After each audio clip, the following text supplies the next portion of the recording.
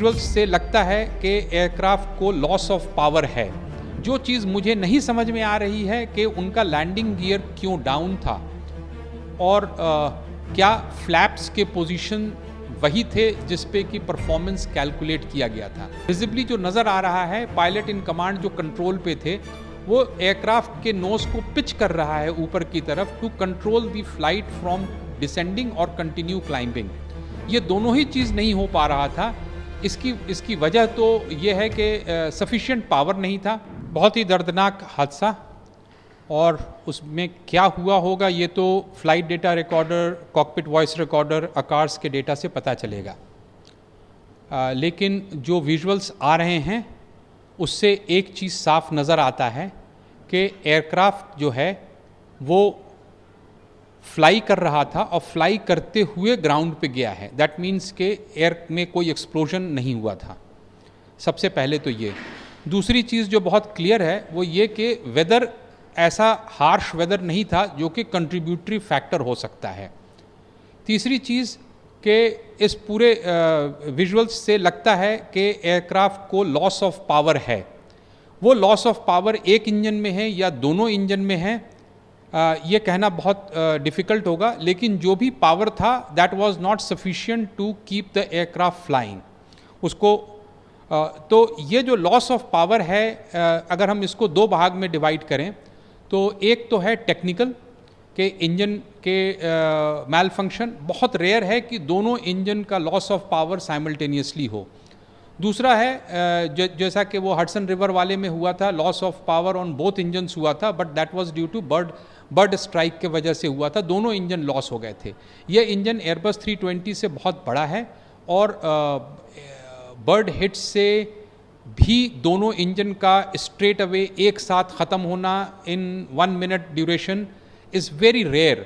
So it's very difficult to say कि technical fault ऐसा क्या हो सकता है जो कि दोनों इंजन के पावर को लॉस करेगा। क्या इतने बड़े बर्ड एक्टिविटी वहाँ पर थे? वैसे अहमदाबाद एयरपोर्ट में बर्ड्स बहुत हैं, लेकिन क्या वो इतने ज़्यादा थे कि एयरबस बोइंग 787 जैसे जहाज़ के दोनों इंजन को एक साथ ख़त्म कर सकता है? Quite unlikely, but that is one of the possibility. अभी खबर ये है कि पायलट ने मेडे कॉल दिया था। इसका मतलब ये है कि जो भी फेलियर था वो पायलट के कॉकपिट में दिखा था। अगर वो दिखा था दैट मीन्स कि वो टेक्निकली उसमें वो फॉल्ट नज़र आया और उसको ये लोग कॉम्बैट करते हुए एयरबॉर्न हुए। जो चीज़ मुझे नहीं समझ में आ रही है कि उनका लैंडिंग गियर क्यों डाउन था और क्या फ्लैप्स के पोजीशन वही थे जिस पे कि परफॉर्मेंस कैलकुलेट किया गया था। फ्लैप्स एक विंग्स के पीछे में एक डिवाइस होता है जो कि लिफ्ट को बढ़ाता है। तो जब एयरक्राफ्ट टेक ऑफ करता है तो उसका फ्लैप्स टेक ऑफ पे होता है, लैंडिंग गियर डाउन होता है। जैसे ही एयरबॉर्न होता है तो लैंडिंग गियर को अप किया जाता है। वो 30 से 50 फीट के ऊपर में लैंडिंग गियर को अप करने की कार्यवाही 50 फीट से ऊपर से शुरू हो जाती है। और इस केस में लैंडिंग गियर डाउन है। पॉसिबिलिटी के एयरक्राफ्ट का engine power loss was detected before hand. अब टेक्निकल फॉल्ट के साथ अगर कोई मिक्सअप ऑफ पायलट एक्शन हुआ है कॉकपिट में तो वो CVR और FDR ही बताएगा। लेकिन विजिबली जो नज़र आ रहा है, पायलट इन कमांड जो कंट्रोल पे थे वो एयरक्राफ्ट के नोज को पिच कर रहा है ऊपर की तरफ to control the flight from descending और कंटिन्यू क्लाइंबिंग। ये दोनों ही चीज़ नहीं हो पा रहा था। इसकी वजह तो ये है कि सफिशिएंट पावर नहीं था या उस फ्लाइट कन्फिग्रेशन के लिए सफिशिएंट एयर स्पीड नहीं था। एयर स्पीड का मतलब कि अगर जहाज़ बहुत स्लो है और फ्लैप्स अगर अप है तो अगेन एयरक्राफ्ट फ्लाई नहीं कर पाएगा। और दूसरा ये है कि सभी चीज़ सही है और पावर नहीं है, अगेन एयरक्राफ्ट फ्लाई नहीं कर पाएगा। तो इन सारे चीज़ इतने वेरिएबल्स हैं कि किसी भी तरह का स्पेकुलेशन विल बी वो अनजस्ट होगा for the pilots on board. अब कैसी स्थिति रही होगी पायलट्स के नज़रिए से कि जहाज़ जो है वो पायलट उसको उड़ाने की कोशिश कर रहा है और जहाज़ नीचे की तरफ गिरा चला जा रहा है और पायलट को ये पता नहीं चल रहा है ये हो क्यों रहा है, या इंजन्स पावर नहीं डेवलप कर रहे हैं। इट इज़ अ वेरी बहुत ही डिफ़िकल्ट सिनेरियो है इस चीज़ को गेस करना, ठीक है। लेकिन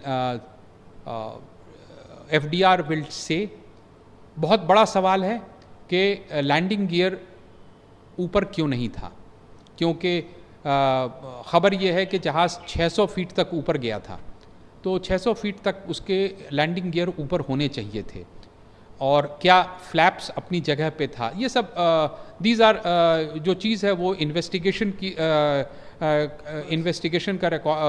चीज़ है, और किसी को भी स्पेकुलेट करने का हक़ नहीं है। मैं ये बोल रहा हूँ कि वेदर, हॉट टेम्परेचर, रनवे, ये सारा चीज़ परफॉर्मेंस एयरक्राफ्ट के इंजन पावर और कन्फिग्रेशन पे डिपेंड करता है।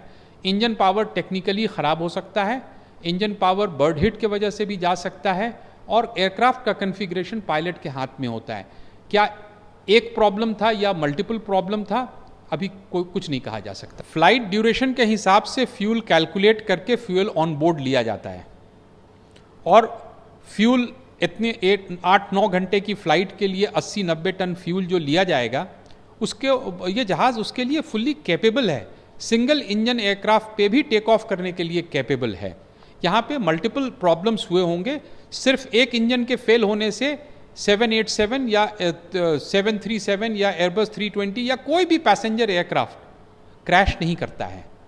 सो इट इज़ ये फ्यूल ऑब्वियसली जाहिर है, इतना डिस्टेंस है तो फ्यूल ज़्यादा लिया गया होगा, और फ्यूल ज़्यादा नहीं रिक्वायर्ड होता है ज़्यादा, तो उसी के हिसाब से लिया गया है। ग्राउंड से कोई असिस्टेंस नहीं मिल सकता था, एक्सेप्ट कि ग्राउंड फोरवार्न कर सकता था अगर जो बर्ड हिट का केस है। ये ग्राउंड्स में ऑब्जर्वर्स होते हैं, वो बोलते हैं कि आप अभी टेक ऑफ नहीं करें, अभी बर्ड्स हैं टेक ऑफ पाथ पे।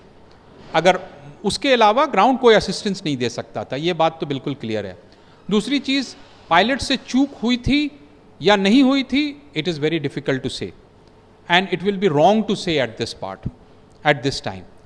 नंबर 3, पावर फेलियर था या एयरक्राफ्ट कन्फिग्रेशन मिसमैच था, very difficult to say, FDR बोल सकता है। डेफिनेटली वेदर कंट्रीब्यूटरी फैक्टर नहीं था। हाँ, हॉट टेम्परेचर होने के वजह से परफॉर्मेंस थोड़ा डिग्रेड होता है, but they all cater for it. It is not, ये ऐसी चीज़ नहीं है जिसके वजह से एक्सीडेंट हो जाता है। तो ना फ्यूल, ना एयरक्राफ्ट, ना टेक्नोलॉजी, एवरीथिंग इज़ गुड। ये वेदर भी सही था, तो काफ़ी बैफलिंग है कि लॉस ऑफ पावर था, and why aircraft was not able to maintain a climbing path. मेरे याद से इससे बड़ी दुर्घटना ऑन टेक ऑफ लेग और कोई दूसरा तो है नहीं, और एयरबस ये बोइंग 787 के लिए भी ये सबसे बड़ी दुर्घटना है, और ऑब्वियसली ये टेक ऑफ के बाद हुआ है, तो ज़मीन पर भी बहुत सारे लोगों का जान माल गया है। तो मेरे हिसाब से इससे दुखद और इससे बड़ी घटना लास्ट डिकेड में तो नज़र नहीं आती है। इन्वेस्टिगेशन सारे एंगल्स को देखेगा, लेकिन जो विजुअल्स आप हमें दिखा रहे हैं उसमें किसी भी तरह का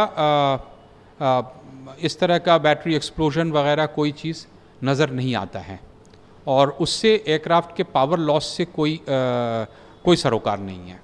एक तो ये टेक्नोलॉजिकली एयरक्राफ्ट बहुत प्रोवन है, पायलट्स ट्रेंड हैं, लेकिन उसके बावजूद पार्ट ऑफ द गेम है कि इस पर्टिकुलर एविएशन में कुछ चीज़ें होती हैं जो कि ह्यूमैनिटी पहली बार देखता है, और फिर उसके बचाव में चीज़ें की जाती हैं। लेकिन यहाँ पे ये है कि पायलट ने मेडे कॉल दिया था पहले, और उसके बाद फ्लाइट जो है कंटिन्यू टू डिटोरिएट। क्या मेडे कॉल करने के बाद there have been few more mistakes, because it is likelihood when as a pilot seated in the cockpit आप देख रहे हैं कि एयरक्राफ्ट जो है वो फ्लाइबल नहीं है, तो क्या आप वही एक्शन करते हैं जो कि उस वक्त करना चाहिए या नहीं करना चाहिए, subject of investigation, and it is very difficult to comment कि क्या सही है और क्या गलत उस वक्त हुआ था, अनलेस आपके पास DFDR, CVR, आकार्स के रिपोर्ट नहीं आएंगे।